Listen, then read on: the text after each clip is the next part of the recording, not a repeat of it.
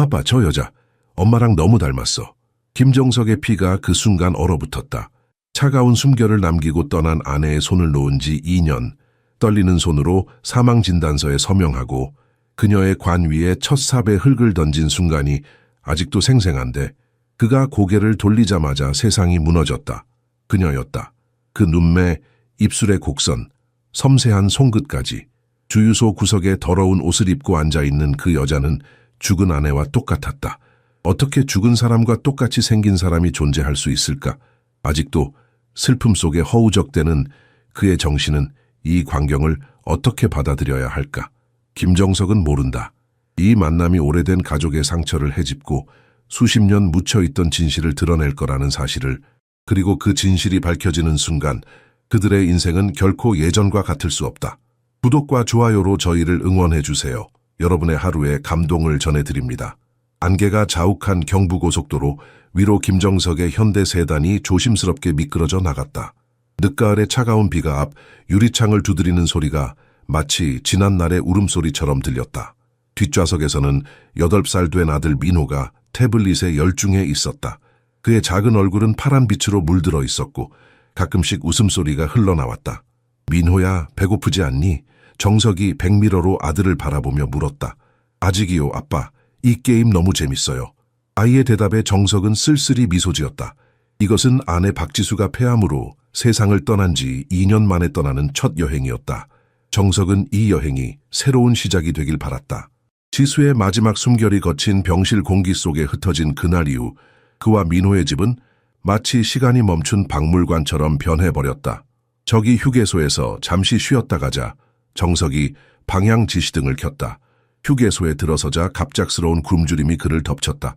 이곳은 지수와 함께 부산으로 여행 갈 때마다 들렸던 곳이었다. 그녀는 항상 김밥을 2줄씩 사서 하나는 자신이, 하나는 정석이 먹게 했다. 그 기억이 가슴을 찢는 것 같았다.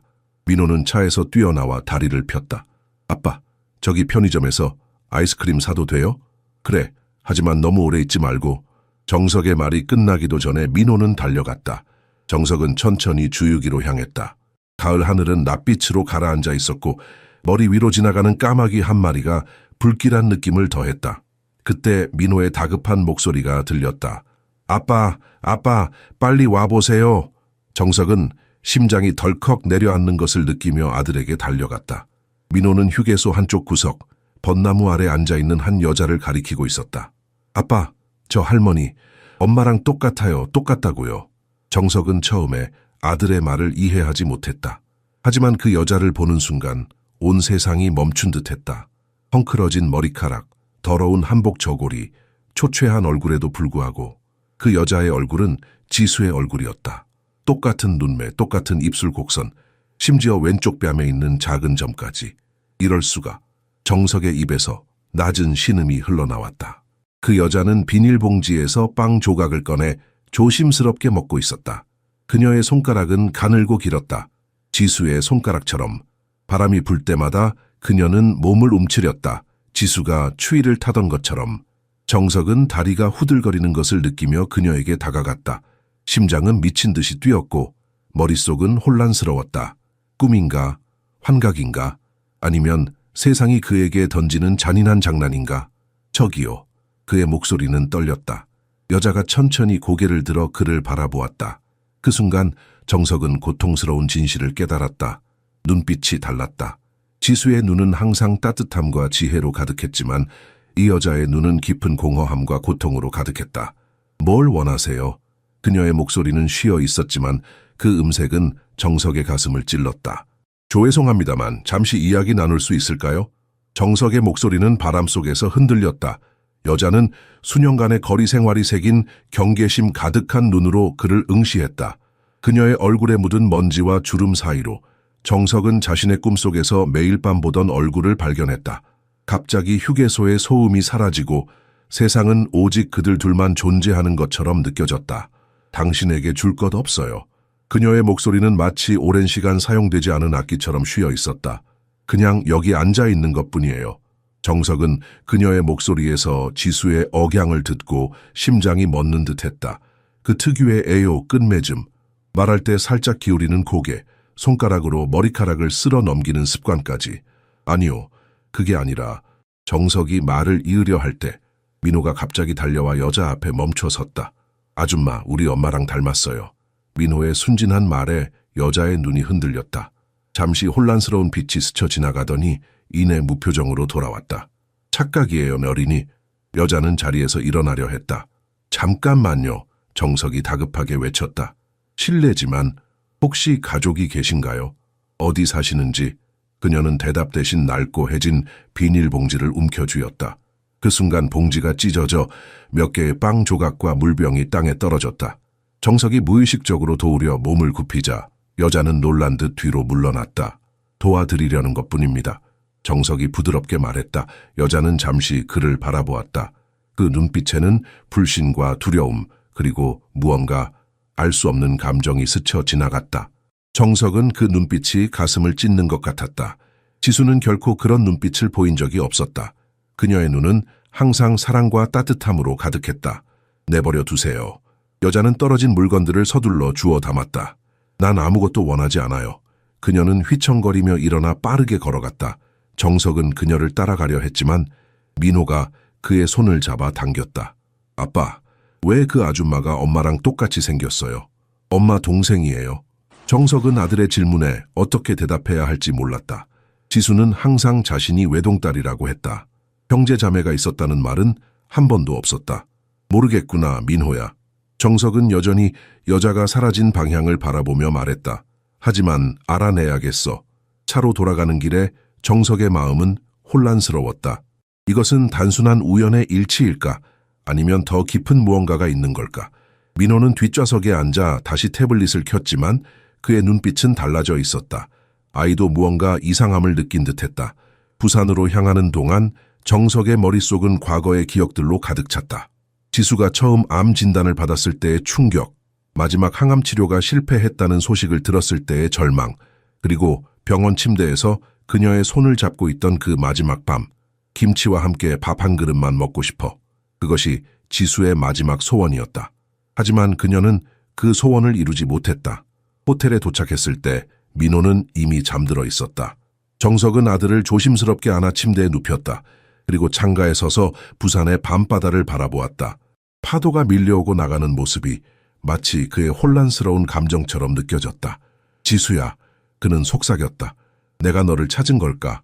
아니면 내가 미쳐가는 걸까? 창문에 비친 자신의 얼굴은 지난 2년간의 고통을 고스란히 담고 있었다.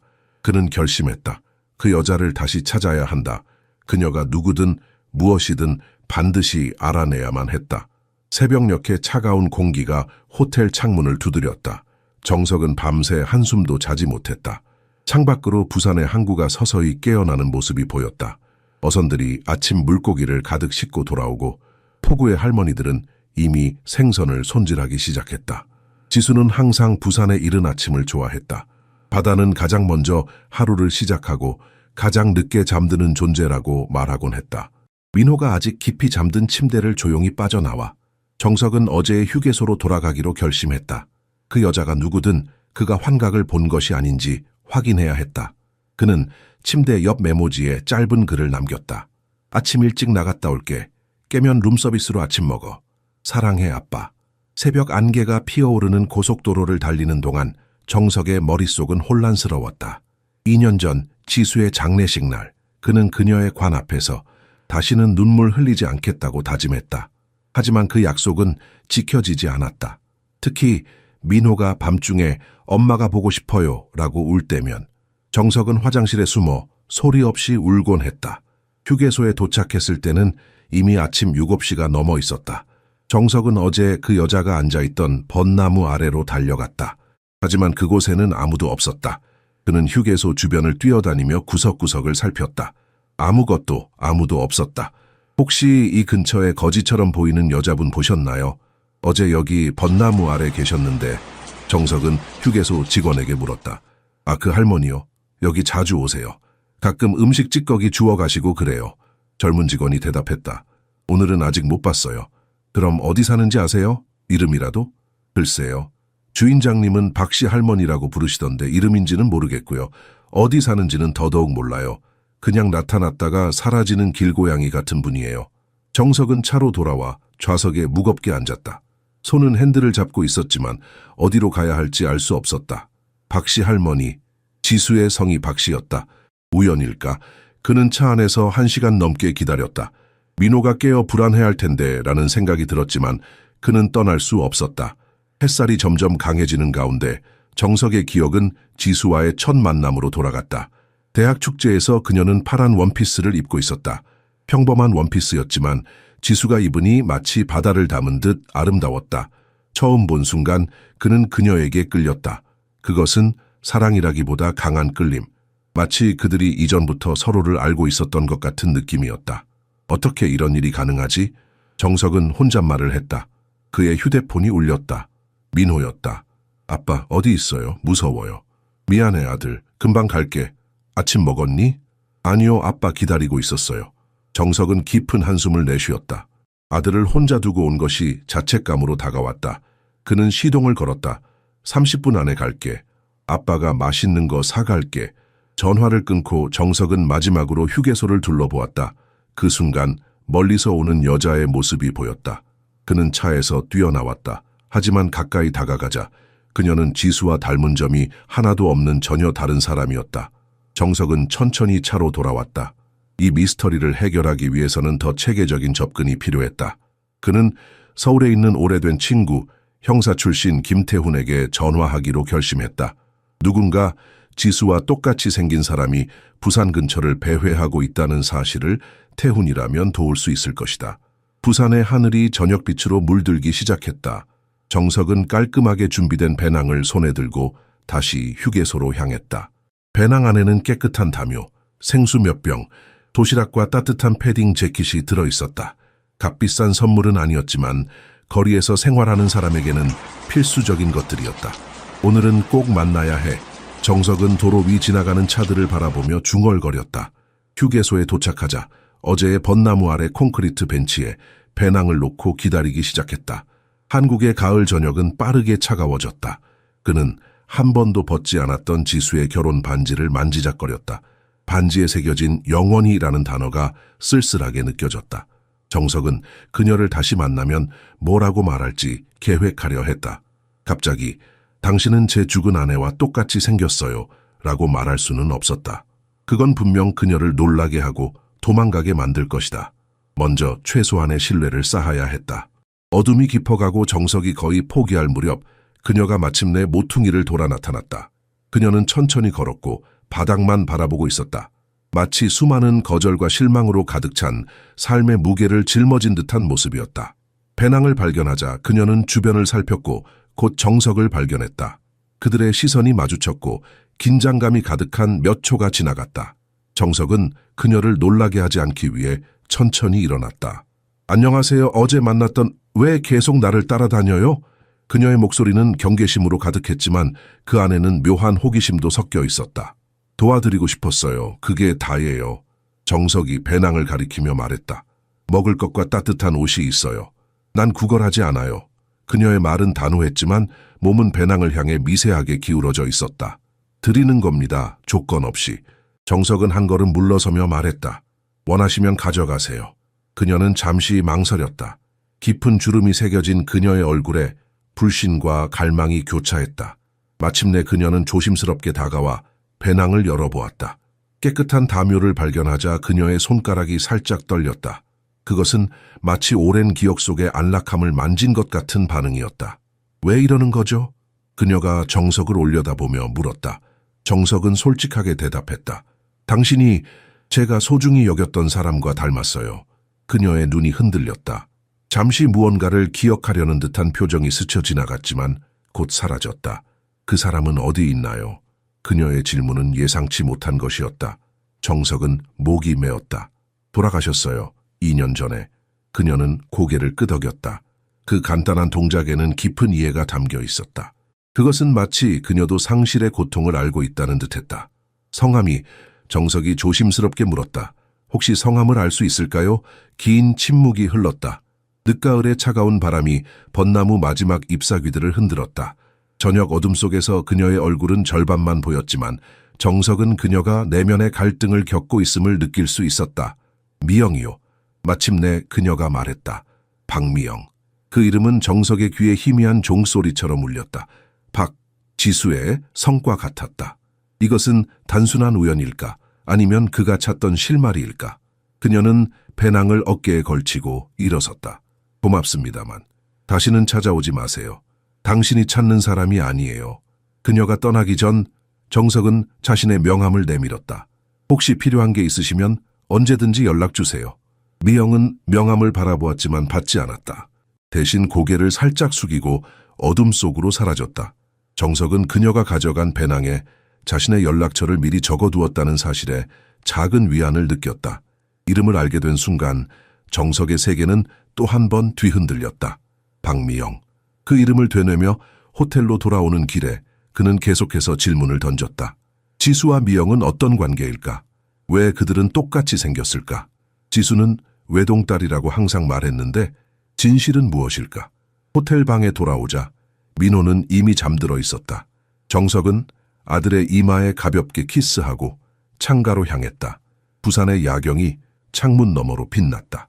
지수가 살아있었다면 이 풍경을 함께 보았을 텐데 그는 오늘 얻은 정보를 정리해 보기로 했다. 미영이라는 이름, 박이라는 성, 그리고 지수와 똑같은 얼굴. 이 퍼즐을 맞추기 위해 그는 더 많은 조각이 필요했다. 다음 날 아침 정석은 김태훈에게 전화를 걸었다. 태훈은 이제 사설 탐정으로 일하고 있었다. 형, 미안한데 좀 부탁할 게 있어. 정석이 말했다. 정석아, 오랜만이다. 무슨 일이야? 정석은 최대한 객관적으로 상황을 설명하려 했지만 그의 목소리에는 절박함이 묻어났다. 지수랑 똑같이 생긴 여자를 만났어. 박미영이라는 이름으로 부산 근처 노숙자 생활을 하고 있어. 전화기 너머로 잠시 침묵이 흘렀다.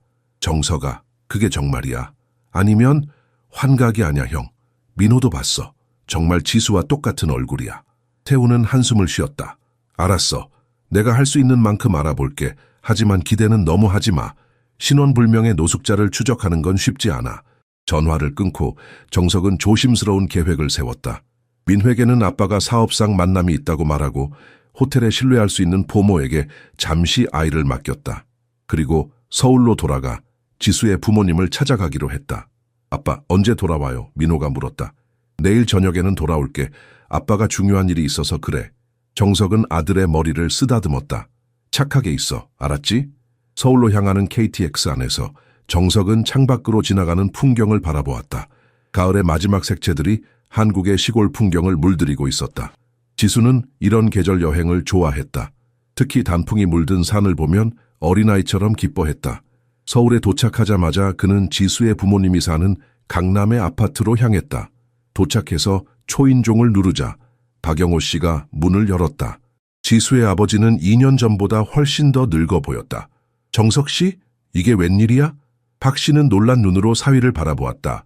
아버님, 죄송합니다만 잠시 이야기 나눌 수 있을까요? 정석의 목소리는 진지했다. 거실에서 차를 마시며 정석은 어떻게 질문을 시작해야 할지 고민했다. 그는 지수의 사진첩을 보고 싶다는 이유로 방문했다고 설명했다. 민호가 엄마를 많이 그리워해서요. 어릴 때 사진을 좀 보여주고 싶어서요. 장모님 김미자 씨는 감동한 표정으로 방 안쪽으로 들어가 오래된 앨범들을 가져왔다. 지수가 어릴 때 사진이 여기 다 있어요. 가져가도 좋아요. 정석은 앨범을 넘기며 어떤 단서라도 찾으려 노력했다. 지수의 유년 시절, 학창 시절, 대학 시절까지의 사진들이 정돈되어 있었다. 그러나 미영을 떠올리게 하는 것은 아무것도 없었다. 지수는 모든 사진에서 외동딸로 보였다. 아버님, 정석이 조심스럽게 물었다. 혹시 지수에게 쌍둥이 자매가 있었나요? 장인어른의 찻잔이 탁자에 부딪히며 소리를 냈다. 장모님의 얼굴이 갑자기 창백해졌다. 무슨 말을 하는 거예요?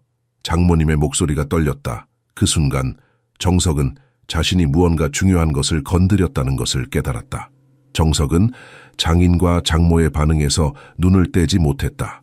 그들의 얼굴에서 드러난 당혹감과 불안은 그가 찾던 답의 일부였다. 하지만 그는 더 이상 추궁하지 않기로 했다. 준비가 필요했다. 확실한 증거가 필요했다. 죄송합니다. 무심코 이상한 질문을 했네요. 정석은 사진첩을 조심스럽게 다듬며 말했다. 부산에서 지수와 너무 닮은 여자를 봐서 깜짝 놀랐거든요. 장모님은 떨리는 손으로 차를 들었다. 사람들은 비슷하게 생긴 경우가 많아요. 특히 그리움이 클 때는 착각하기 쉽죠. 그녀의 말에는 어떤 진실이 숨겨져 있는 것 같았다. 정석은 더 이상 묻지 않고 사진첩 몇 권을 빌려 부산으로 돌아가겠다고 말했다. 아파트를 나오는 길에 정석의 마음은 무거웠다. 장인과 장모가 무언가를 숨기고 있다는 확신이 들었지만 증거는 없었다. 그는 호텔로 돌아가기 전에 태훈을 만나기로 했다. 정석아, 여기야. 서울역 근처 작은 카페에서 태훈이 손을 흔들었다. 두 사람은 학창시절부터 친구였다. 태훈은 항상 정의감이 강했고 그래서 경찰이 되었다. 하지만 시스템의 한계에 실망해 사설 탐정으로 전향했다. 형, 고마워. 정석이 자리에 앉으며 말했다. 태훈은 커피를 한 모금 마시고 말했다. 아직 많은 정보는 없어. 하지만 부산 노숙자 지원센터에 연락해봤는데 박미영이라는 이름의 여성이 4년 전쯤 공공병원에 입원한 기록이 있어. 정석의 눈이 커졌다. 정말 무슨 병으로? 폐렴이었어. 겨울철에 거리에서 지내다 걸린 거지. 병원 기록에는 이름만 있고 다른 신상 정보는 없어. 가족도 주소도 없이 미상으로 표시되어 있어. 정석은 깊은 생각에 잠겼다. 그럼 그녀에 대해 더 알 방법이 없는 거야. 태훈은 고개를 흔들었다. 쉽지 않아. 하지만 그는 목소리를 낮추며 계속했다. 병원 기록에 한 간호사의 메모가 있었어. 미영 씨가 이전에 어떤 시설에서 도망쳤다는 얘기야.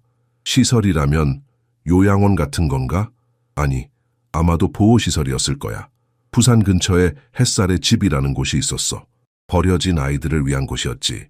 몇 년 전에 문을 닫았지만 정석은 갑자기 희망의 불꽃을 느꼈다. 그 시설에 대해 더 알아볼 수 있을까? 태훈은 고개를 끄덕였다. 벌써 알아보고 있어. 그곳에서 일했던 사회복지사 한 명을 찾았어. 이름은 윤지연이야. 아직 부산에 살고 있대. 정석은 흥분을 감추지 못했다. 그녀와 연락할 수 있을까? 내일 아침에 그녀의 연락처를 받을 거야. 하지만 정석아, 태훈이 심각한 표정으로 말을 이었다. 기대는 하지 마. 이건 아주 옛날 일이고 확실한 건 아무것도 없어.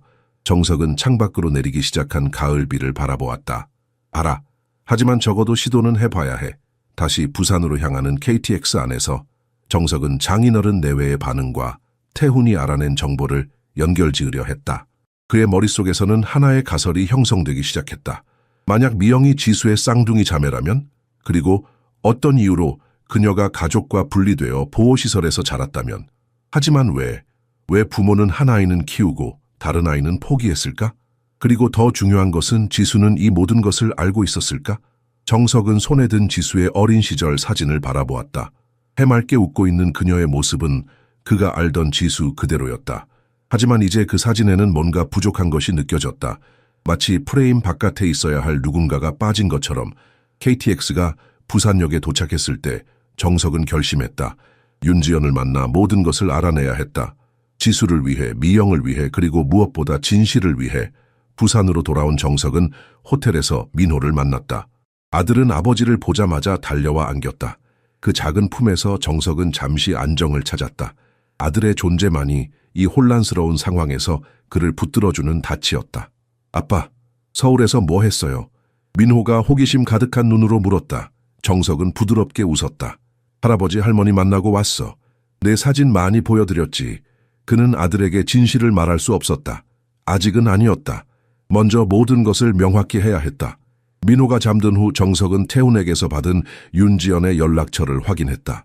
내일 아침 일찍 전화하기로 마음먹었다. 그는 지수의 사진첩을 꺼내 한 장 한 장 다시 살펴보았다. 그동안 놓친 것이 있는지 확인하기 위해서였다. 앨범 속 지수는 항상 웃고 있었다. 유치원 소풍 사진, 초등학교 입학식, 중학교 체육대회, 모든 중요한 순간들이 빠짐없이 기록되어 있었다. 그러나 그 어디에도 미영의 흔적은 없었다. 마지막 앨범의 뒷부분에 이르렀을 때 정석은 이상한 것을 발견했다. 몇 페이지가 살짝 붙어 있었다. 조심스럽게 떼어보니 그 사이에 낡은 봉투가 하나 숨겨져 있었다. 떨리는 손으로 봉투를 열자 내용물이 미끄러져 나왔다. 그것은 오래된 병원 팔찌였다. 박지수, 여아, A, 1985년 3월 15일이라고 적혀 있었다. 그리고 그 옆에 또 하나의 팔찌가 있었다.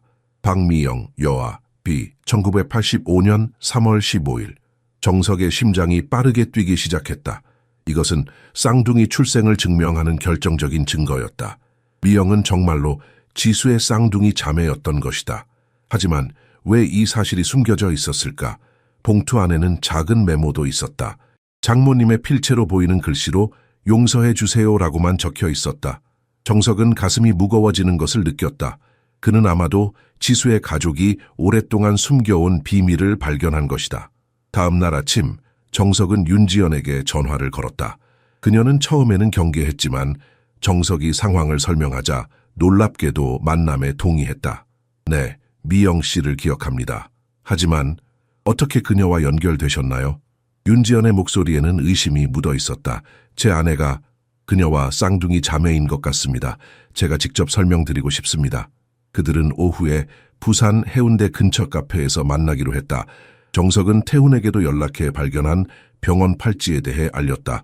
정석아, 이건 대단한 발견이야. 태훈이 말했다. 하지만 왜 한 아이는 버려졌는지, 그리고 왜 지수에게 쌍둥이 자매가 있다는 사실을 숨겼는지는 여전히 의문이야. 정석은 창밖으로 보이는 부산의 아침 풍경을 바라보았다. 안개가 서서히 걷히고 있었다. 마치 그의 앞에 놓인 미스터리가 조금씩 모습을 드러내는 것처럼. 오늘 그 답을 찾을 수 있을 것 같아. 정석이 결연한 목소리로 말했다. 그는 지수와 미영의 사진을 나란히 놓고 바라보았다. 한 사람은 사랑과 보살핌 속에서 자라 행복한 삶을 살았고, 다른 한 사람은 버려지고 상처받아 거리에서 살아가고 있었다. 그 극명한 대비가 정석의 가슴을 아프게 했다.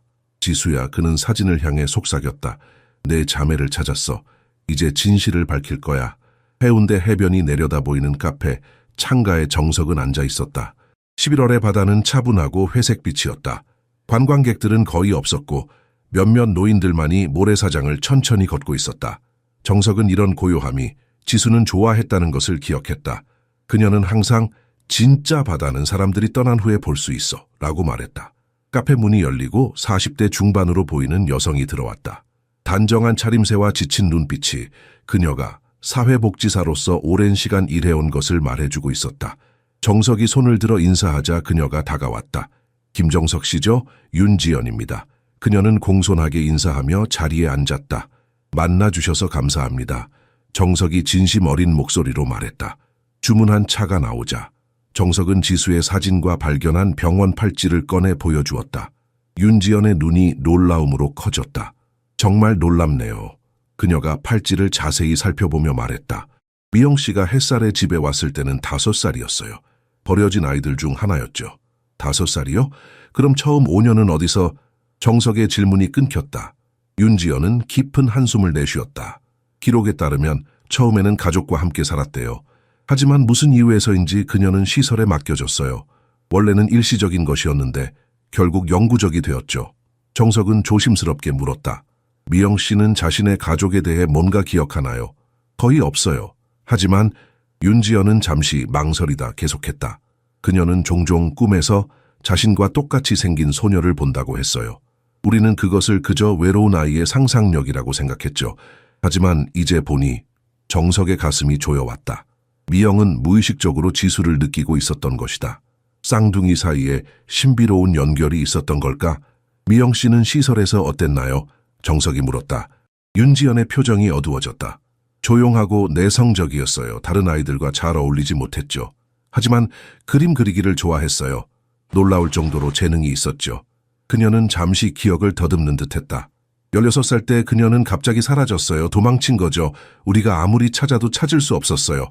그 후로 소식을 들으신 적은 없나요? 몇 년 전에 그녀가 병원에 입원했다는 소식을 들었어요. 찾아갔지만 이미 퇴원한 후였죠. 그 후로는 윤지연이 고개를 저었다. 정석은 생각에 잠겼다. 미영의 인생은 버려짐과 상실로 가득 차 있었다. 지수가 사랑과 보살핌 속에서 자랐던 것과는 완전히 다른 삶이었다. 윤 선생님, 혹시 미영 씨의 그림이 남아있나요? 정석이 문득 물었다. 윤지연의 눈이 밝아졌다. 네, 몇 점 보관하고 있어요. 시설이 문을 닫을 때 제가 개인적으로 챙겼거든요. 혹시 보여주실 수 있을까요? 정석이 간절히 부탁했다. 윤지연은 고개를 끄덕였다. 내일 가져올게요. 제 집에 있어요. 대화를 마치고 카페를 나오면서 정석은 이상한 느낌에 사로잡혔다. 그는 점점 미영의 삶으로 깊이 들어가고 있었다. 이것은 단순한 호기심이나 의무감을 넘어서는 것이었다. 그는 미영과 지수, 이 두 자매의 인생이 어떻게 그토록 다른 방향으로 흘러갔는지 이해하고 싶었다. 호텔로 돌아가는 길에 그의 전화기가 울렸다. 태훈이었다. 정서가, 중요한 정보가 있어. 햇살의 집 설립자 중 한 명이 아직 살아계셔. 이름은 최순자 선생님이야. 85세로 지금은 양로원에 계시지. 정석의 심장이 빨라졌다. 또 하나의 퍼즐 조각이 그에게 다가오고 있었다. 부산의 하늘은 회색 구름으로 가득했다. 정석은 대중버스를 타고 부산 외곽에 위치한 해송 요양원으로 향했다. 태훈이 알려준 곳이었다. 버스 창문에 맺힌 빛방구를 바라보며 정석은 오늘 만날 최순자 선생님이 어떤 분일지 상상했다. 그녀는 미영의 어린 시절을 기억할까? 그리고 무엇보다 왜 미영이 버려졌는지 알고 있을까? 요양원은 조용한 언덕 위에 자리 잡고 있었다. 한국 전통 양식과 현대적 시설이 조화롭게 어우러진 건물이었다. 정석은 로비에서 자신을 간단히 소개하고 최순자 선생님을 만나고 싶다고 설명했다. 최 선생님은 요즘 많이 약해지셨어요. 간호사가 말했다. 오래 계시면 안 됩니다. 그리고 너무 흥분시키지 마세요. 정석은 고개를 끄덕이며 초회 선생님의 방으로 안내되었다.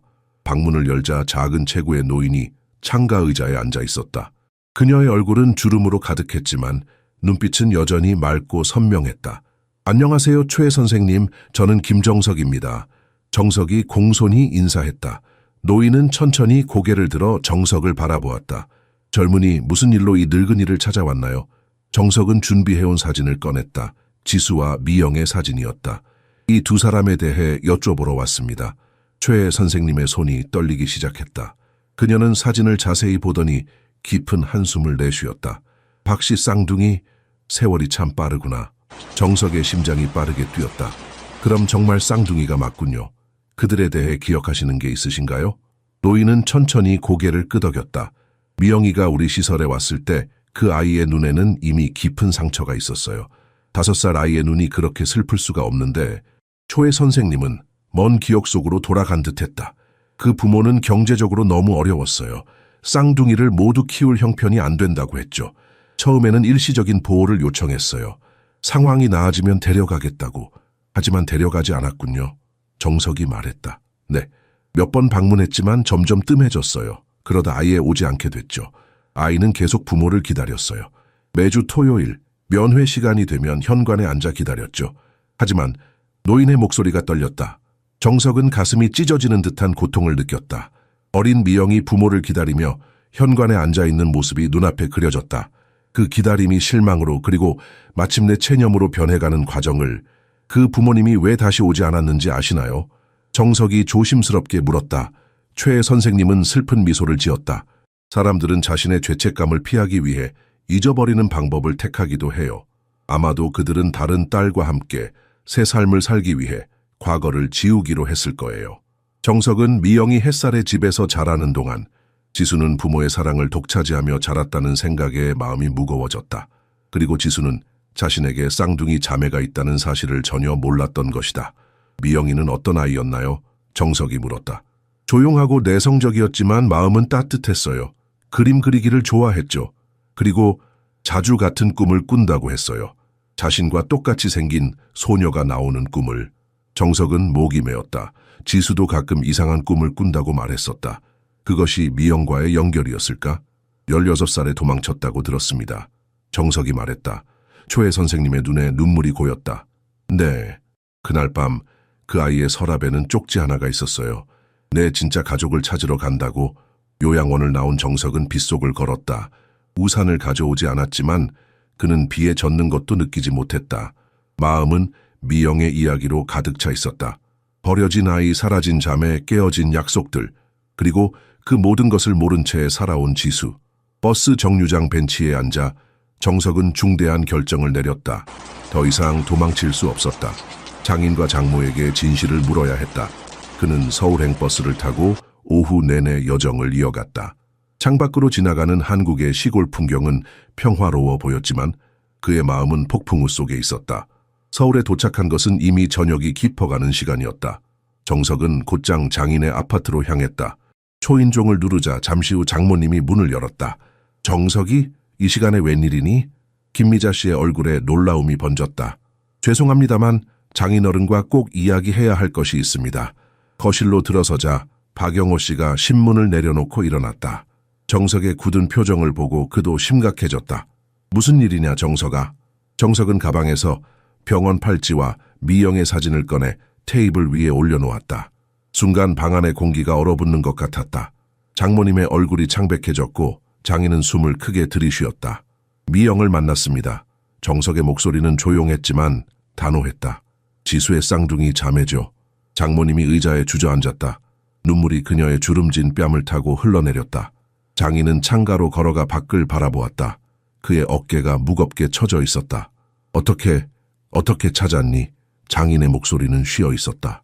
정석은 우연한 만남부터 지금까지의 과정을 간략히 설명했다. 그의 말이 끝날 때쯤 장모님의 흐느낌이 커져 있었다. 그 아이가 어떻게 지내니? 장모님이 떨리는 목소리로 물었다. 거리에서 살고 있습니다, 혼자서. 정석의 대답은 냉정했다. 장인이 천천히 고개를 돌려 정석을 바라보았다. 그의 눈에는 오랜 죄책감의 그림자가 깃들어 있었다. 그땐 다른 선택이 없었다. 그가 무거운 목소리로 말했다. 우리는 너무 가난했어.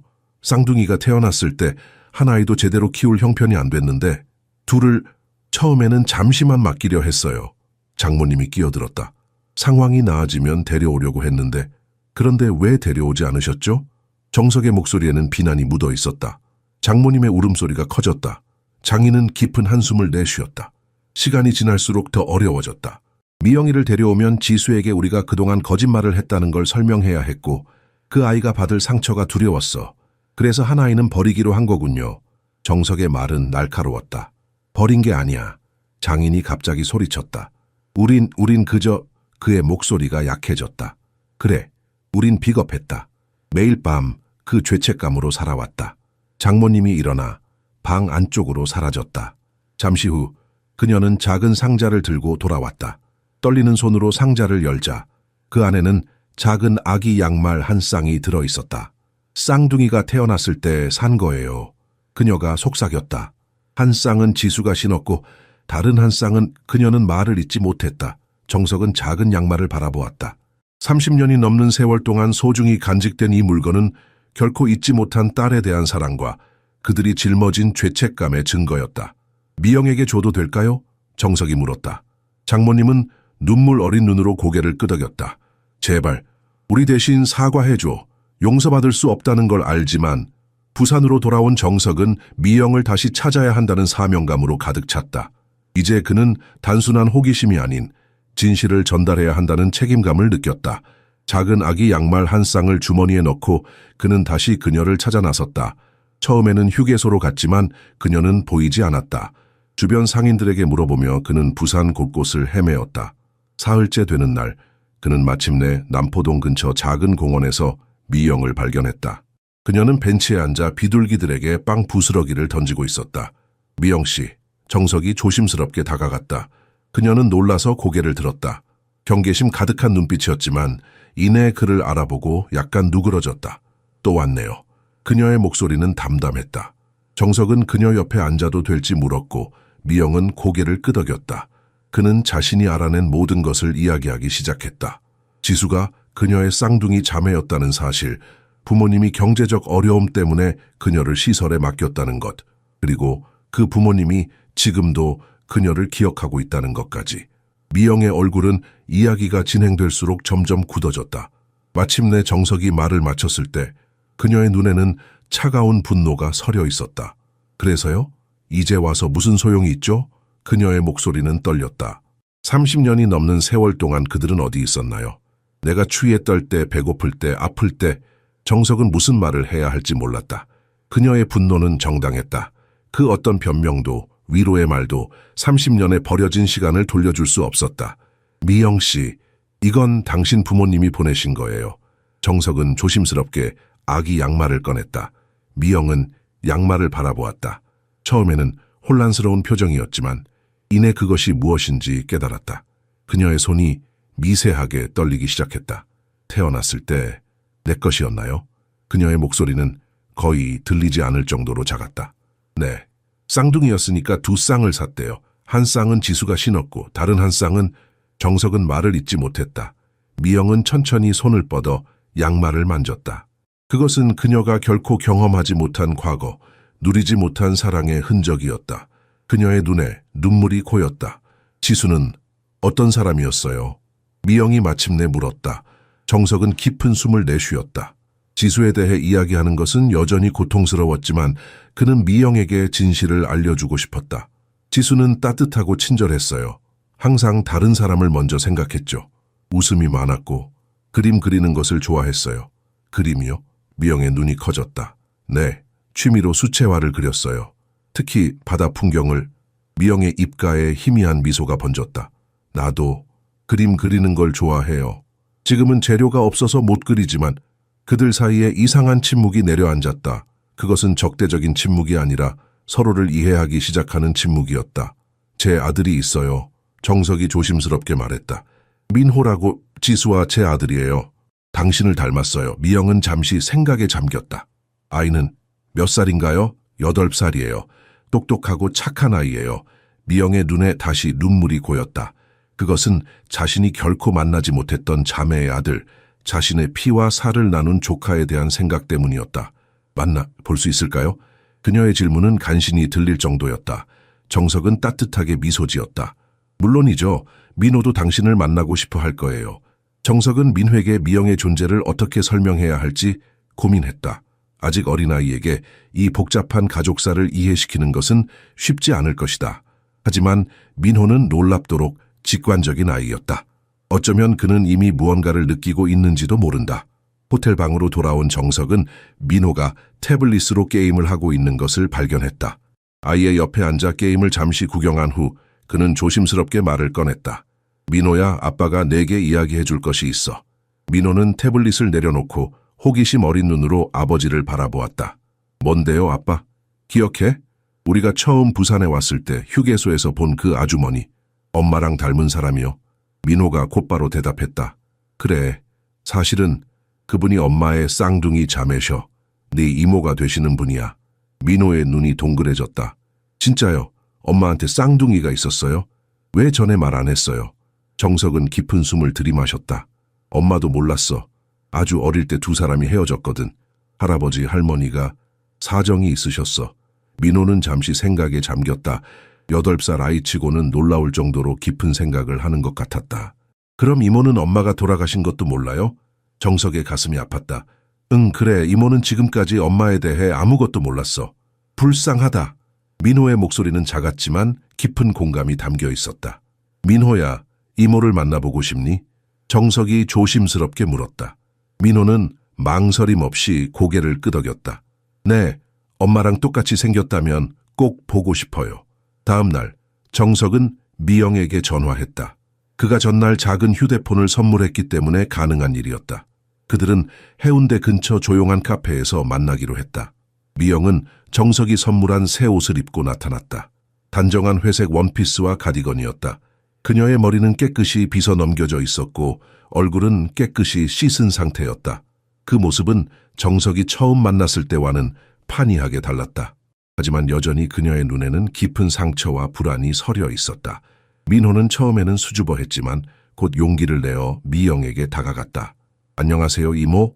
그가 조심스럽게 인사했다. 미영의 눈에 눈물이 고였다. 그녀는 민호의 얼굴을 자세히 들여다보았다. 아이의 눈과 미소는 분명 지수를 닮아 있었다. 안녕, 민호야. 그녀의 목소리는 떨렸다. 만나서 반가워. 민호는 갑자기 가방에서 종이 한 장을 꺼냈다. 그것은 아이가 그린 그림이었다. 세 사람이 손을 잡고 있는 모습이었다. 이건 아빠, 저, 그리고 이모예요. 민호가 설명했다. 우리 가족이에요. 미영은 그림을 받아들며 더 이상 눈물을 참을 수 없었다. 30년이 넘는 세월 동안 그녀는 가족이라는 것을 가져본 적이 없었다. 그녀는 항상 혼자였고 버려졌고 잊혀졌다. 그런데 이제 이 작은 아이가 그녀를 가족이라고 부르고 있었다. 정석은 미영의 어깨에 조심스럽게 손을 얹었다. 괜찮아요. 이제 혼자가 아니에요. 그날 오후 그들은 해변을 따라 천천히 걸었다. 11월의 바다는 차갑고 회색빛이었지만 세 사람의 마음속에는 작은 희망의 불씨가 피어오르고 있었다. 정석은 민호가 미영의 손을 잡고 조개 껍데기를 주우며 웃는 모습을 지켜보았다. 저희와 함께 머물러요. 정석이 갑자기 제안했다. 호텔에 방이 하나 더 있어요. 미영은 망설였다. 그녀에게 이것은 너무 큰 변화였다. 하지만 민호의 기대에 찬 눈빛을 보며 그녀는 천천히 고개를 끄덕였다. 미영은 호텔방의 넓은 침대에 앉아 있었다. 깨끗한 흰 침대 시트, 부드러운 베개, 따뜻한 이불, 이 모든 것이 그녀에게는 너무나 낯설었다. 지난 15년간 그녀는 주로 거리에서, 가끔은 임시 쉼터에서 잠을 청했다. 이렇게 안락한 곳에서 자는 것은 너무 오래된 기억이었다. 욕실에서는 물 흐르는 소리가 들렸다. 미영은 조심스럽게 일어나 거울 앞에 섰다. 거울 속의 여인은 낯설었다. 깨끗이 씻은 얼굴, 정돈된 머리카락. 그녀는 자신의 뺨을 만져보았다. 여전히 지수와 똑같은 얼굴이었지만 인생의 고난이 그 위에 깊은 주름을 새겨놓았다. 이모 저 민호의 목소리와 함께 문을 두드리는 소리가 들렸다. 문을 열자 민호가 활짝 웃으며 서 있었다. 아침 먹으러 가요. 아빠가 호텔 식당에서 기다리고 있어요. 미영은 조심스럽게 미소 지었다. 아이의 순수한 에너지는 그녀의 무거운 마음을 조금이나마 가볍게 해주었다. 호텔 식당은 번화했다. 미영은 많은 사람들 사이에서 불안함을 느꼈다.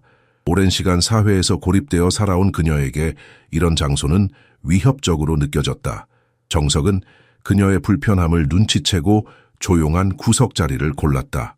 뭐 드시고 싶으세요? 정석이 메뉴판을 건네며 물었다. 미영은 당황했다.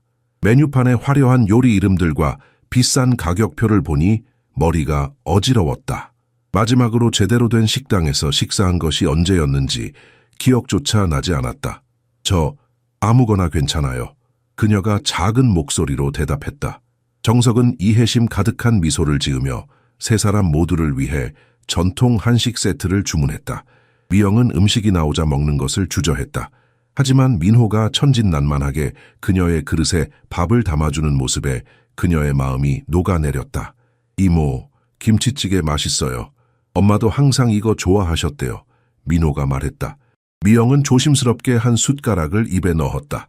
오랜만에 맛보는 제대로 된 한식의 맛에 그녀의 눈에 눈물이 고였다. 따뜻한 국물이 목을 타고 내려가며 오래된 기억들이 되살아났다. 햇살의 집에서 명절 때만 먹을 수 있었던 특별한 식사, 다른 아이들과 나눠 먹던 순간들.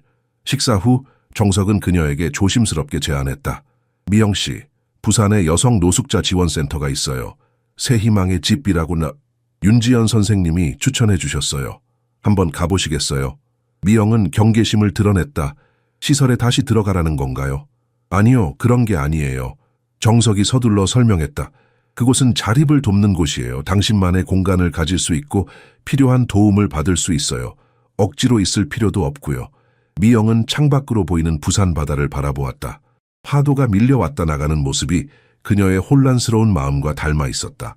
30년간의 거리 생활 후에 갑자기 모든 것이 바뀌고 있었다. 그것은 두렵고 낯설었지만 동시에 어딘가 희망적이기도 했다. 한번 가볼게요. 그녀가 마침내 대답했다. 그날 오후 그들은 새희망의 집을 방문했다. 미영이 상상했던 차갑고 제도적인 시설과는 달리 그곳은 놀라울 정도로 따뜻하고 가정적인 분위기였다.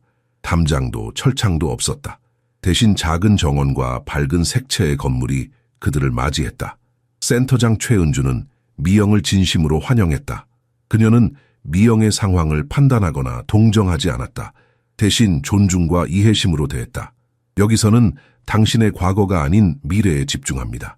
최 센터장의 말에 미영은 작은 희망을 느꼈다. 부산의 겨울 바람이 남포동 골목을 휘감았다. 정석은 미영이 머물 수 있는 작은 원룸을 마련했다. 새희망의 집 근처에 위치한 이 공간은 비록 작았지만 깨끗하고 안전했다. 무엇보다 미영에게는 생애 처음으로 자신만의 집이었다. 정말 괜찮으세요? 미영이 방 안을 둘러보며 물었다. 이런 곳에 돈을 쓰시다니. 정석은 따뜻하게 미소 지었다. 지수가 원했을 거예요. 당신은 가족이니까요. 가족. 그 단어는 미영의 가슴에 따뜻함과 동시에 두려움을 가져왔다.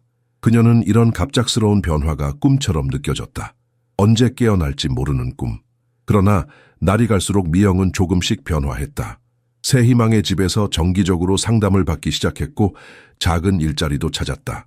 빵집에서 오전에만 일하는 단순한 일이었지만 그녀에게는 큰 의미가 있었다. 15년 만에 처음으로 정당한 대가를 받는 일이었다. 외모도 달라졌다. 짧게 자른 머리, 깨끗한 옷차림, 그리고 규칙적인 식사로 얼굴에 생기가 돌기 시작했다. 가장 큰 변화는 그녀의 눈빛이었다. 처음 정석을 만났을 때의 공허함이 조금씩 사라지고 그 자리에 작은 희망의 빛이 자리 잡기 시작했다. 민호는 주말마다 미영을 찾아왔다. 아이는 이모에게 학교 이야기를 들려주고 함께 그림을 그리며 시간을 보냈다. 미영은 민호에게서 지수의 모습을 보았고 그것은 그녀에게 위안이 되었다. 이모, 우리 다음 주에 롯데월드 가요. 민호가 어느 토요일 흥분된 목소리로 제안했다. 미영은 놀라서 고개를 들었다. 롯데월드? 그건 놀이공원이요. 이모 한 번도 안 가봤어요. 민호의 순진한 질문에 미영은 쓸쓸하게 웃었다. 그래, 한 번도 못 가봤어. 그날 밤 미영은 오랜만에 꿈을 꾸었다. 꿈속에서 그녀는 어린 소녀였고 지수와 함께 놀이공원의 회전목마를 타고 있었다. 두 소녀는 똑같은 원피스를 입고 똑같이 웃고 있었다. 꿈에서 깨어났을 때 미영의 베개는 눈물로 젖어 있었다. 한편 서울에서는 지수의 여동생 박미정이 불안한 눈빛으로 컴퓨터 화면을 응시하고 있었다. 화면에는 미영과 정석, 민호가 함께 해변을 걷는 사진이 떠 있었다.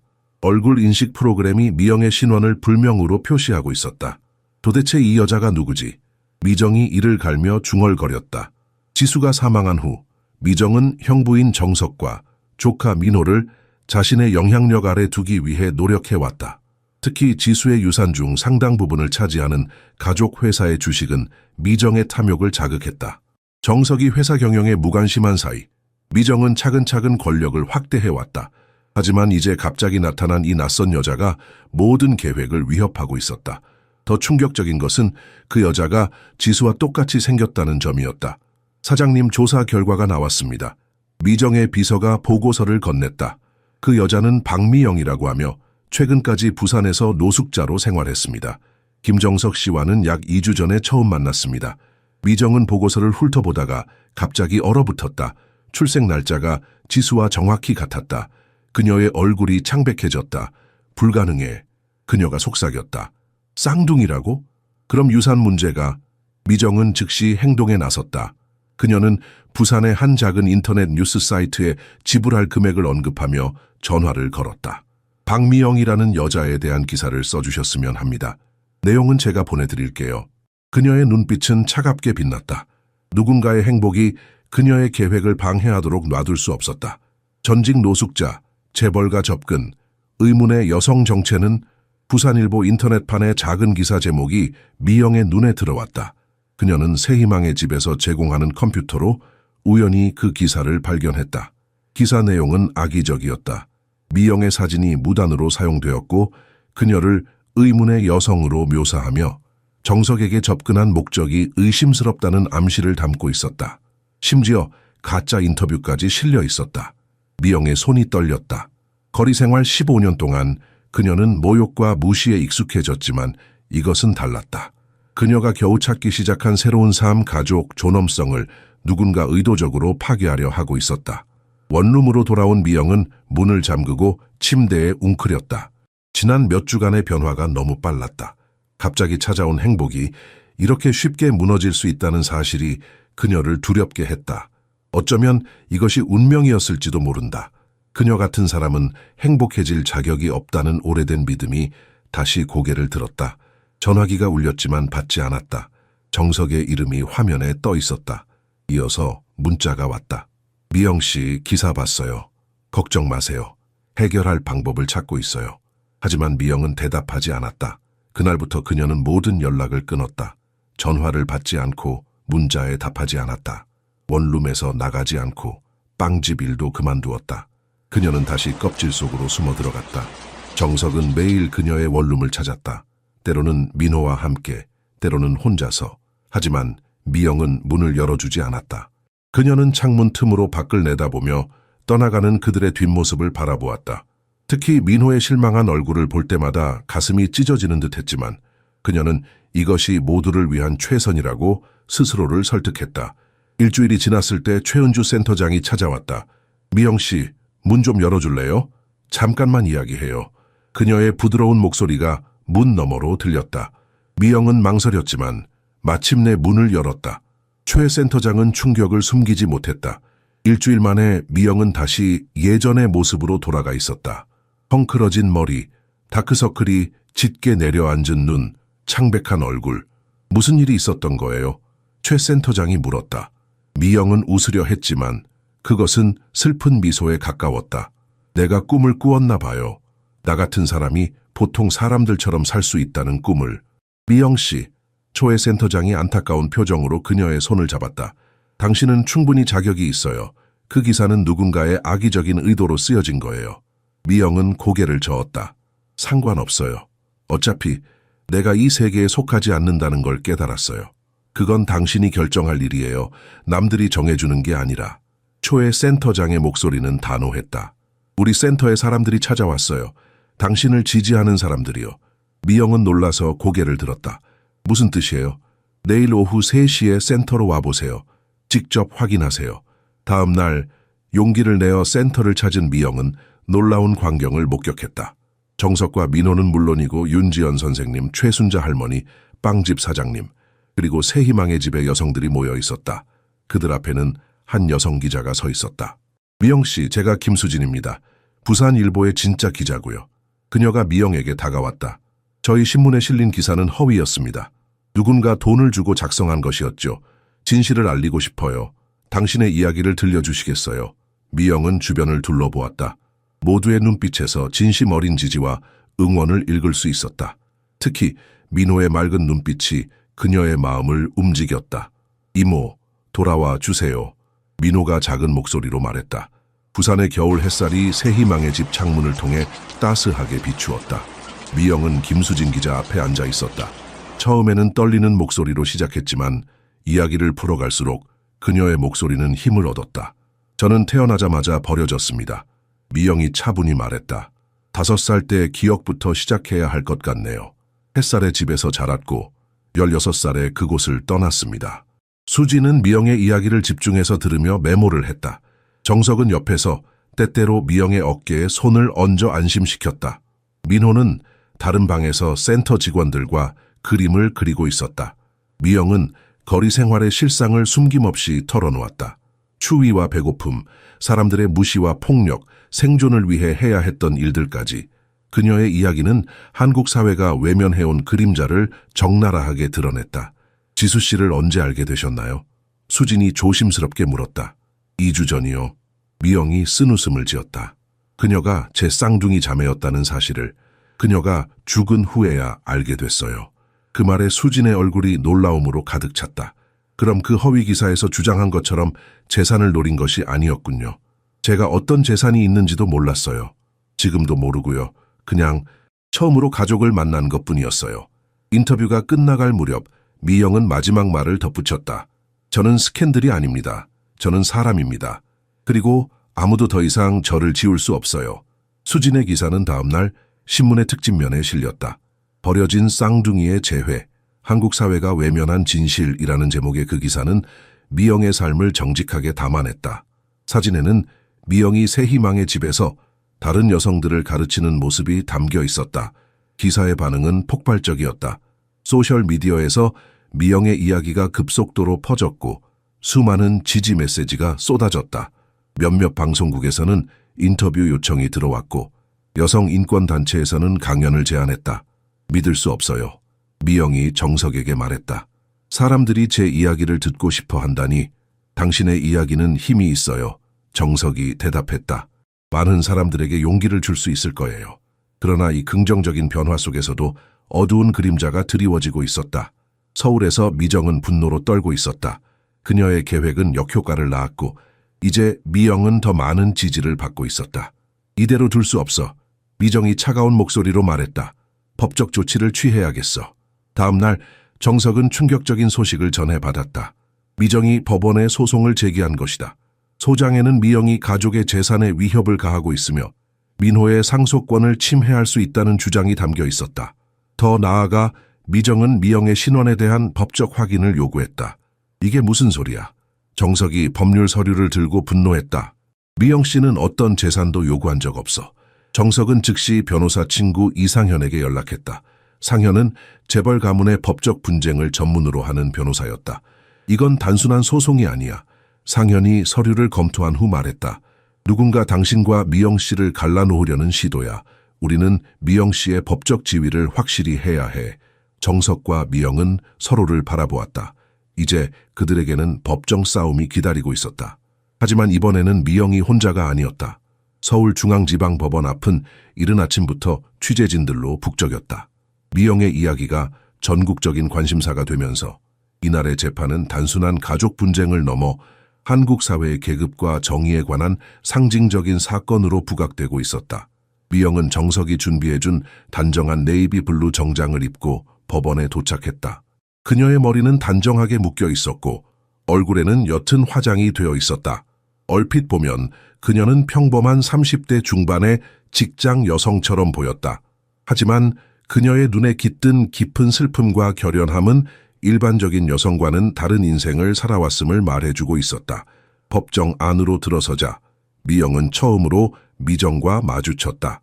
지수의 여동생인 미정은 고급스러운 샤넬 슈트를 입고 자신감 넘치는 표정으로 앉아 있었다.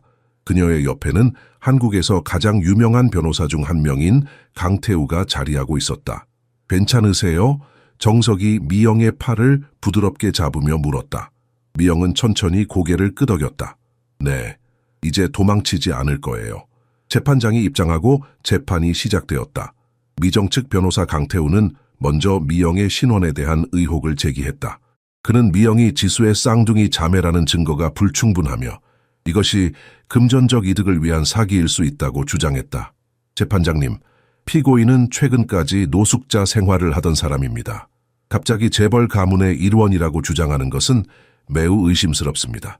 DNA 검사 결과도 조작되었을 가능성을 배제할 수 없습니다. 강태우의 말은 날카로웠고 법정 안의 공기를 얼어붙게 만들었다. 미영은 손을 꽉 쥐었지만 표정을 무너뜨리지 않았다. 이상현 변호사가 일어났다. 재판장님, 우리는 이미 세 개의 독립적인 연구소에서 실시한 DNA 검사 결과를 제출했습니다. 모두 99.9% 일치합니다. 또한 병원 팔찌, 출생 기록, 그리고 햇살의 집 기록까지 모두 증거로 제출되어 있습니다. 이상현은 차분하지만 강력한 목소리로 계속했다. 대어 중요한 것은 박미영 씨는 어떠한 재산권도 주장하지 않았다는 점입니다. 그녀는 단지 자신의 정체성을 인정받기를 원할 뿐입니다. 재판장이 서류를 검토하는 동안 법정은 긴장된 침묵에 휩싸였다. 미영은 잠시 뒤를 돌아보았다. 뒷자리에는 윤지연 선생님, 최은주 센터장, 그리고 새희망의 집 여성들이 앉아 있었다. 그들의 지지하는 눈빛이 미영에게 힘을 주었다. 증인 신문이 시작되었다. 첫 번째 증인은 장인 박영호 씨였다. 그는 나이 들어 더욱 쇠약해진 모습으로 증인석에 앉았다. 박 선생님, 피고인이 당신의 딸이 맞습니까? 재판장이 물었다. 박영호는 떨리는 목소리로 대답했다. 네, 맞습니다. 미영이는 우리가 버린 딸입니다. 그의 고백에 법정이 술렁였다. 미정의 얼굴이 창백해졌다. 당신은 쌍둥이 중 한 명만 키우기로 결정했던 이유가 무엇입니까? 재판장이 다시 물었다. 가난했습니다. 박영호의 목소리가 떨렸다.